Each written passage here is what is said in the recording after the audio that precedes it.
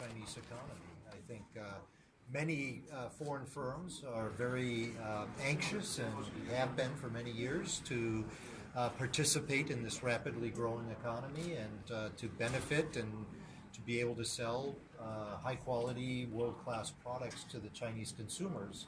So I think it sounds very good, and I'm very optimistic that this could be the next phase, a very positive next phase for China's opening up. But we need to sit down in 2 or 3 years and get the response of how China feels about it and how other foreign businesses feel and how their governments feel. And especially for the more attractive investment environments. So what are all the people are looking for or they will expect to see? What they're expecting to see is a reduction of tariffs. How big will that reduction be for, say, things like automobiles? And will it go beyond automobiles? Will those tariffs be replaced by non-tariff measures? Will there be other impediments to selling your products into the marketplace? On the intellectual property rights, how are those policies actually written up and proposed and implemented? So I think there's still, as I said, I'm optimistic. It sounded excellent, and it's good words, good things that the global economy needs to hear, but we also need to see the details for implementation. Thank you so much. Thank you, sir. Thank you. Can I have your name card? Yes. Hold us for you. So, Mr. Koopman, one of the fundamental reasons for this trade conflict is intellectual property protection. And what do you think China should do? Because President Xi also talked about better. Thank you so much. Claire from Shenzhen TV. Okay, thank you, Claire. Thank you so much. Thank you. He also talked about better. I'll be in Shenzhen in October, by the way. Oh, really? Yeah. October? In October. Tell me.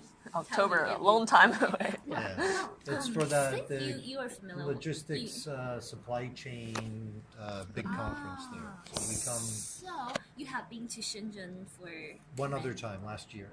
But we've been doing this for 4 years in Shenzhen. Can I have one more question about Oops, Shenzhen? I'm sorry. Because Okay. you know that Shenzhen is the window of reform and opening up, and also so in the next stage, what do you think that since we are now increased the openness to the world, so what do you think of the role Shenzhen can play in the new stage of increased openness of China? Well, so far Shenzhen seems to be focusing on advanced technology, and I think that's very interesting. I think that's a very rapid growth area. But if you saw yesterday, I attended a luncheon where there was a video showing all the containers moving things, and there's a transition there. If you move more towards a high-tech economy, it might mean that you're producing fewer things. And it could be that those things are produced much more in a distributed manner locally. You know, it may be that your Huawei phone is printed out on your printer at home and meeting your specific local circumstances. So that kind of adjustment, which may be 10 to 15 years down the line, is something that Shenzhen needs to be thinking about. So you think that it should, especially in the innovation and technology, should play a more important role? It is playing a role. It's got a plan. And one thing I've learned from China is if it sets a plan, it executes against that plan and generally succeeds, but that's going to cause adjustment. There are many workers in Shenzhen that are building things, right? Or working on the machines that are building things. One needs to think about what happens to them as you achieve your goals in the next 15 years. 他要去隔壁跟 Pascal Lamy 打个招呼。